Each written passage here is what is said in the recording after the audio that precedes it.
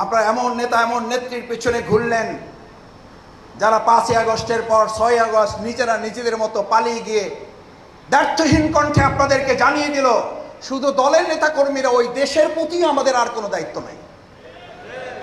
আমরা ধিক্কার জানাই প্রাচীন দল বলে নিজেদেরকে যারা পরিচয় দেন, এরকম একটা দেশের দলের কর্মী এবং দেশের জনগণের প্রতি যে আপনারা তামাশা করেছেন, এই দেশের মানুষকে নিয়ে যে আপনারা দায়িত্বহীন বক্তব্য দিয়েছেন, এই বক্তব্যের কারণে গণহত্যা শুধু নয়, এই বক্তব্যের উপরে ভিত্তি করে এই দেশ সমাজ রাষ্ট্র পৃথিবী যতদিন থাকবে আপনারা আপনাদের আদর্শ দিয়ে বাংলাদেশে আর কোনোদিন রাজনীতি করতে পারবেন না। কারণ এটা জনগণের সিদ্ধান্তেরও দরকার নেই। আপনারা আপনাদের বক্তব্যের মাধ্যমে বলে দিয়েছেন এই দেশ এবং জাতির প্রতি আপনাদের আর কোনো দায়িত্ব যেহেতু নেই, আদর্শিকভাবে নৈতিক কারণে আপনারা আর এই জাতির সামনে কোনোদিন উপস্থাপিত হতে পারবেন না। 1 আগস্ট খুনি ফ্যাসিস্ট সরকার দেখলো ছাত্র জনতার আন্দোলনকে আর কোনোভাবে দমন করা যাচ্ছে না, তখন সর্বশেষ ট্রাম্প কার্ডটা তারা ব্যবহার করার জন্য ষড়যন্ত্রের অংশ হিসেবে বাংলাদেশ জামাত ইসলামী ছাত্র শিবিরকে নিষিদ্ধের একটা ঘোষণা তারা দিল।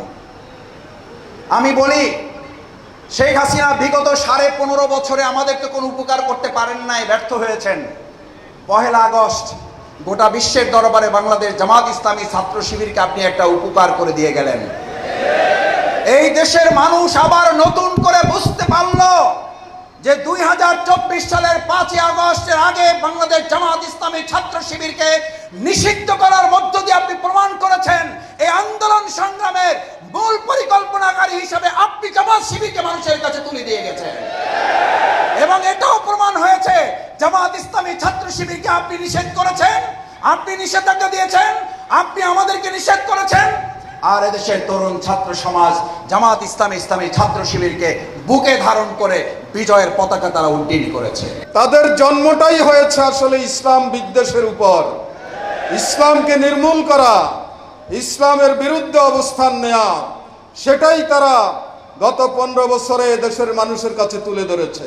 তারা এদেশে জামাত ইসলামীর সাথে এমন আচরণ করেছে, জামাতের নেতা কর্মীদের সাথে এমন আচরণ করেছে যেই আচরণ পশুও পশুর সাথে করতে পারে না। জামাত ইসলামীর নেতাদেরকে মিথ্যা মামলা দিয়ে মিথ্যা সাক্ষী জোগাড় করে, মিথ্যা বিচারপতি নিয়োগ করে, মিথ্যা রায় দিয়ে তারা তাদেরকে ফাঁসি দিয়েছে। এদেশের সর্বস্তরের মানুষের কাছে তাদের এই সমস্ত অপকর্ম অত্যন্ত পরিষ্কার। বাংলাদেশ হচ্ছে শতকরা 92% মুসলমানের দেশ। এখানে হিন্দু বৌদ্ধ খ্রিস্টানরাও আছে, তারা আলাদা কোনো নাগরিক নয়, তারাও বাংলাদেশের নাগরিক, এখানে তারা জন্ম নিয়েছেন।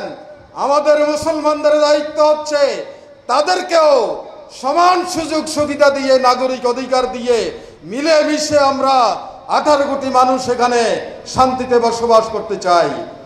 আমরা কারো দাদাগিরিকে গ্রহণ করব না, কারো ডিকটেশনকে আমরা মেনে নেব না, কারো পরিকল্পনা আমরা এখানে বাস্তবায়ন হতে দেব না।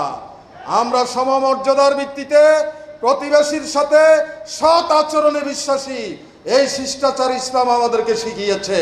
কিন্তু সেটা না করে আমাদের উপরে দাদাগিরি করবেন আর আমাদের সব কিছু লুটুপুটে খাবেন, এই সুযোগ আমরা দেব না ইনশাআল্লাহ।